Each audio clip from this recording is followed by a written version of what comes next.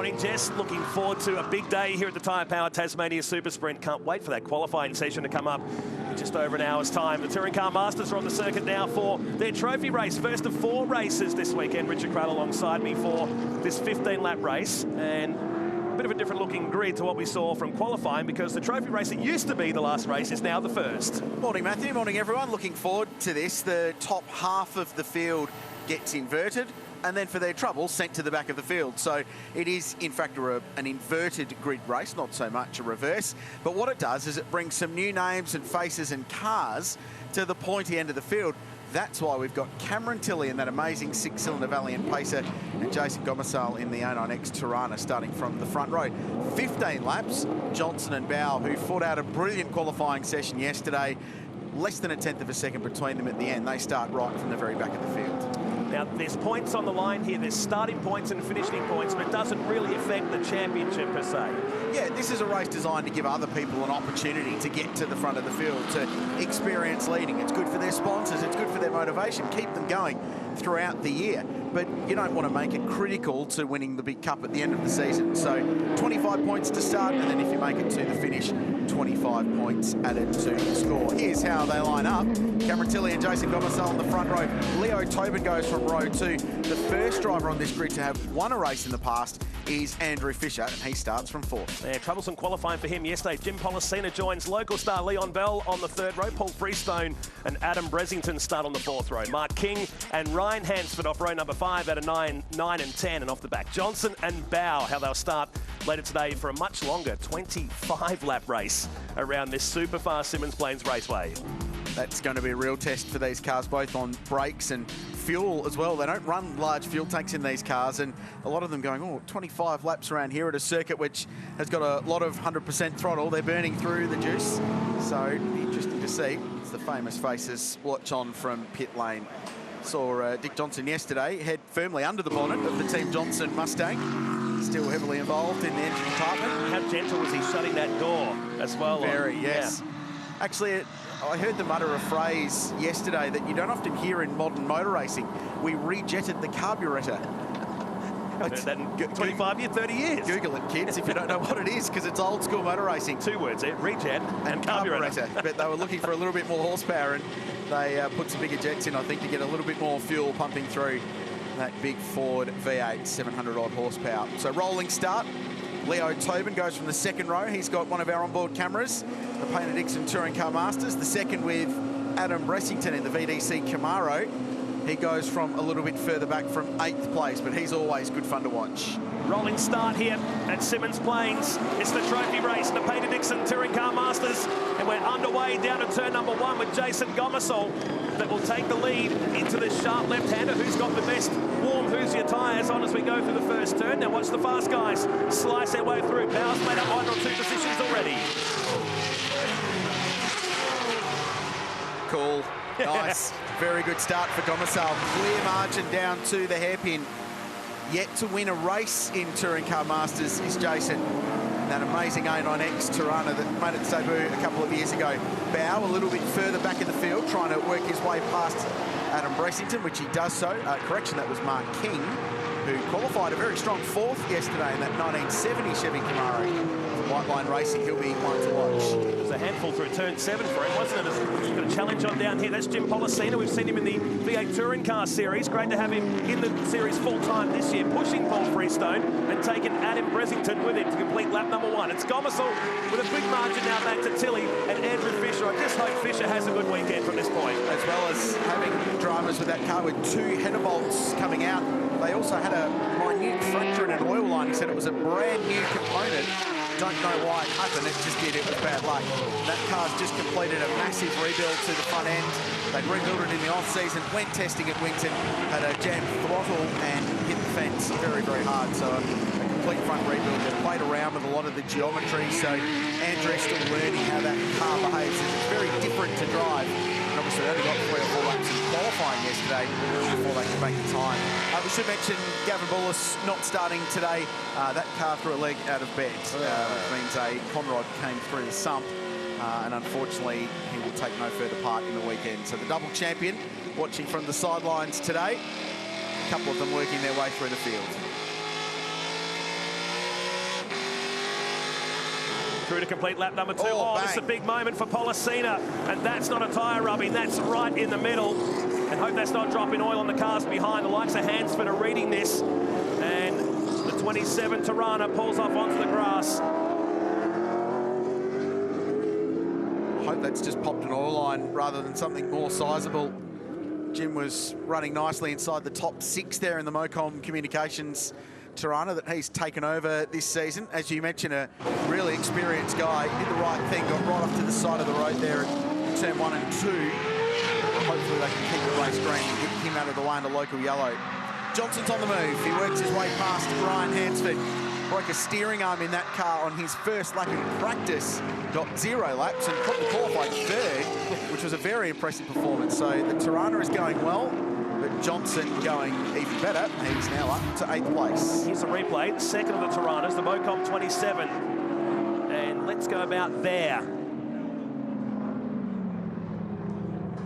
And park the car down there at turn number 1. Just wondering, it might be a line off an oil cooler, perhaps. Doesn't no sparks. It wasn't like an enormous failure, was it? No. Obviously something failed, but we hope that it wasn't a terminal in the engine department failure. You see the cars behind them, big smoke screen.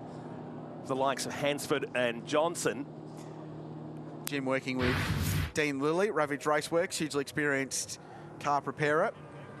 Usually faultlessly reliable racing cars. Unfortunately for Jim, he's got the long walk back. Now the race has stayed green. That car's off the track, but in a pretty tricky spot as we see Tobin looking for a pass on Paul Freestone down at turn number 6. Gomersall's lead is 1.2 seconds now. Bow and Johnson are halfway through the field.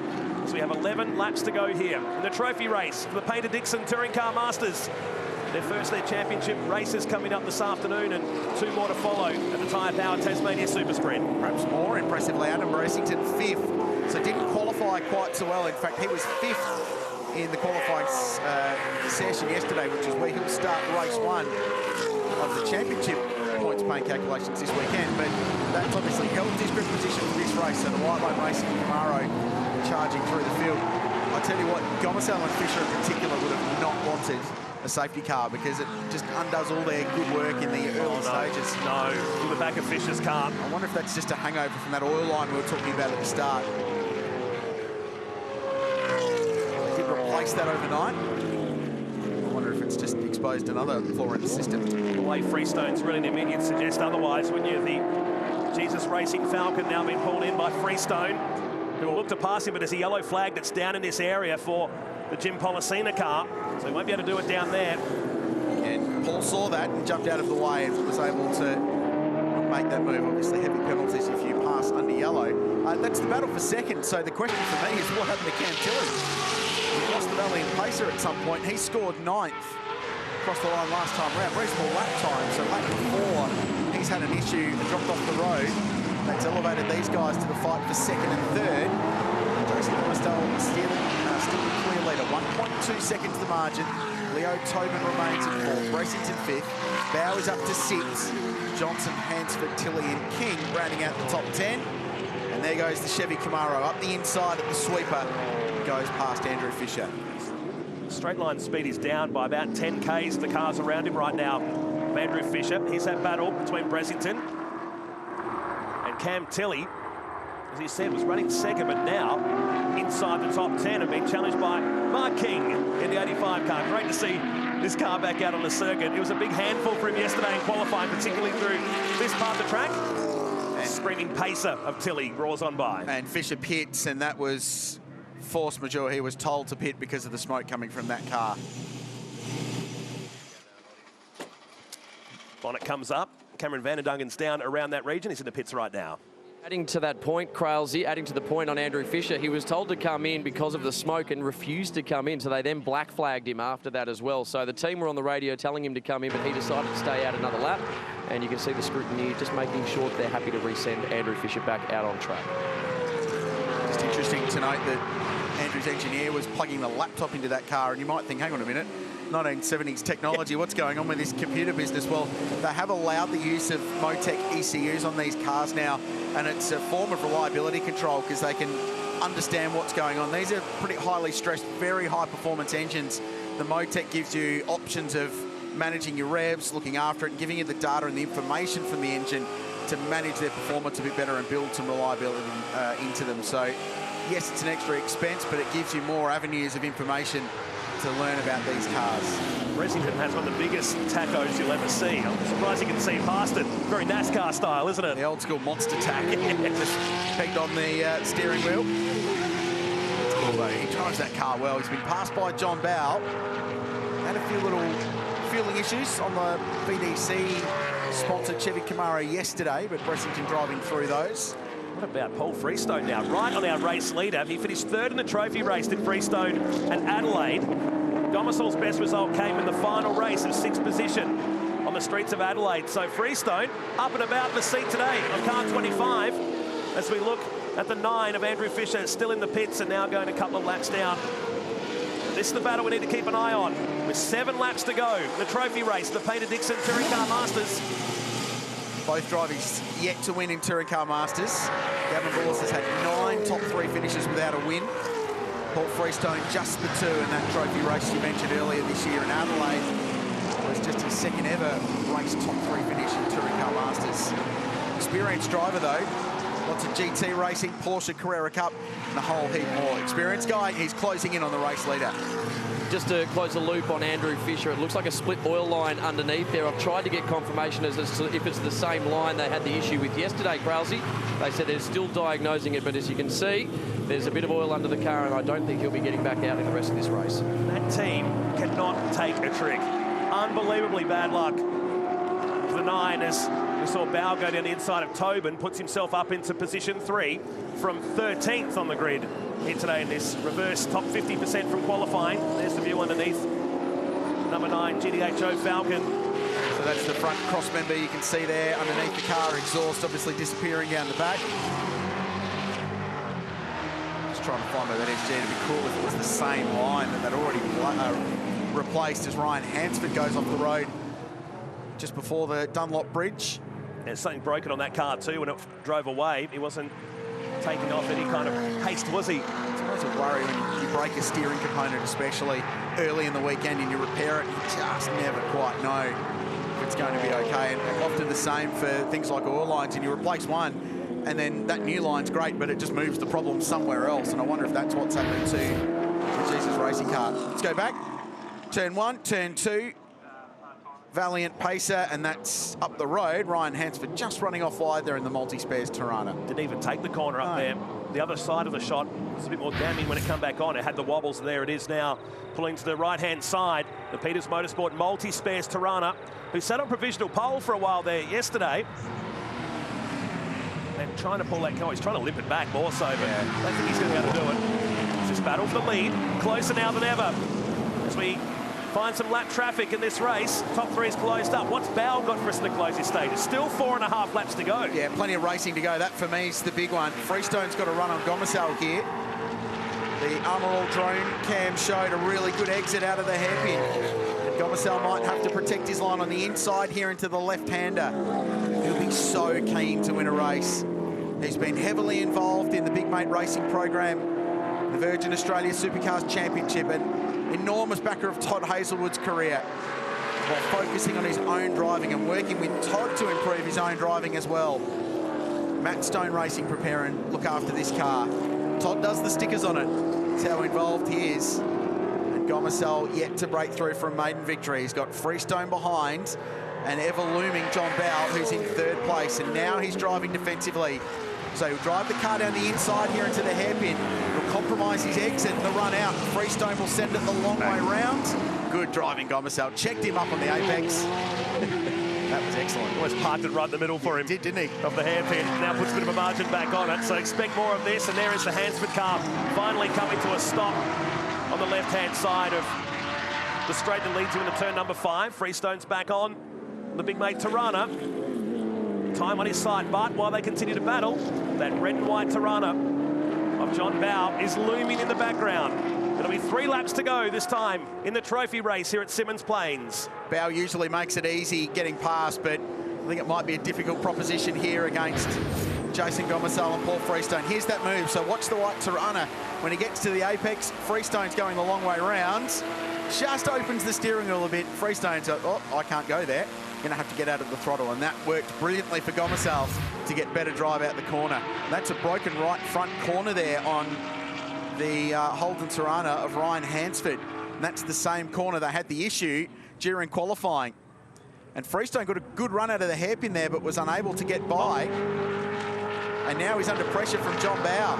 So he was very slow on the corner exit. Yeah, it looked like maybe the first to second shift, because they are going back to first gear for that hairpin.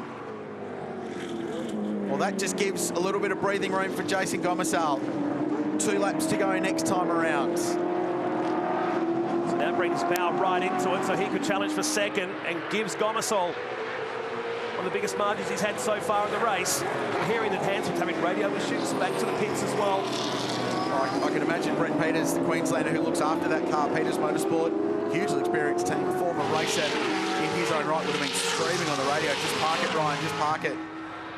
But if he didn't, the radio issues would explain that. Ryan is one of the most chilled out and relaxed guys you'll ever meet. Very typical laconic Queenslander, isn't he? It's like his dad. Yeah, but loves the Touring Car Masters racing. They've got a new car coming. Looking perhaps for Darwin debut now, but a brand new Tirana that they're in the process of constructing. That was Kerry McMahon's car that he ran prior to the Peters Motorsport team taking that on. Here's Bow. Closing stages of this race, Leo Tobin's running in 4th now. Bressington, Johnson, Tilley, who went to position 10 in the early stages of this race. Then it's Mark King, Leon Bell's gone into the pits now as well. And the DNF's behind him right now, including Hansford, Fisher, and Jim Policina, who's still parked down here in that Mocom Tirana. 1 lap to go. And yet to win. And Jason just a little bit wide there on turn 2. He's got less than 2 Ks now to bring it home. There won't be too many people disappointed if he manages to bring this home. Freestone, though, wants to change the result. Covers his line to the hairpin. Freestone will get a really good drive out of here. Gomersal wide on the exit. Now it comes down to straight line performance. Camaro's got a bigger engine than the Tirana. It'll be a couple of Ks an hour quicker in a straight line. Freestone goes through. Change of the lead on the final lap, but Gomersal's got the right line into the final corner. Who's going to break latest? It's going to be Gomersal. Can he pull the car up and protect the line on the final turn? He got a pole position last year. It didn't turn out to be the greatest day, but this is a breakthrough win for the Big Mate Racing team, and Gomersal wins the trophy race here in Tasmania. First race victory in Touring Car Masters for a guy that has put his heart and soul into his driving. He's had some setbacks along the way, but that will be a very, very popular win. You can actually hear the cheering in the background there. This is a great victory for a really likeable guy in the paddock. He started out in Formula V's so many years ago. Spent some time in the V8 Ute Series. He's been trying to win for the better part of 3 or 4 years in the beloved 2-door A9X Tirana, and today is the day. Gomersal by 0.3 of a second on Paul Freestone, who almost got the lead and the win on the back straight. Bow 3rd, Leo Tobin, then Bressington, Stephen Johnson in 6th, back to Tilley, Mark King, and then a list of DNFs including Ryan Hansford and Andrew Fisher for the 2nd day in a row having dramas with that Falcon.